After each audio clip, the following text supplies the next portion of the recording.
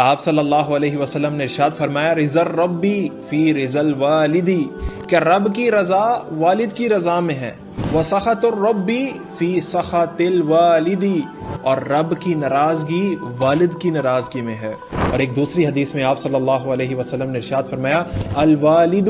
اوسط ابواب الجنہ، کہ والد جنت کا درمیان والا دروازہ ہے، فَأَزِئْ ذَلِكَ الْبَابَ أَوْ احْفَظْهُ، کہ چاہے تو اس کی حفاظت کر لے یا چاہے اسے ضائع کر دے۔ تو جب جنت کا دروازہ ہی نہیں ہوگا تو انٹر کیسے ہوں گے جنت میں؟ اور ایک تیسری حدیث میں آتا ہے کہ آپ صلی اللہ علیہ وسلم نے ارشاد فرمایا لا یجزی ولد والدا، کہ بیٹا اپنے باپ کا حق ادا نہیں کر سکتا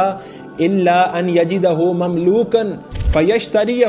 فیؤتکہ، کہ اگر بیٹا دیکھے کہ باپ کسی کا غلام ہے پہلے اسے خریدے، اسے خرید کے آزاد کرے، پھر اس کا حق ادا ہوگا۔ تو والد کا مقام بہت بڑا ہے، اسی لیے رب کی رضا میں والد کی رضا ہے۔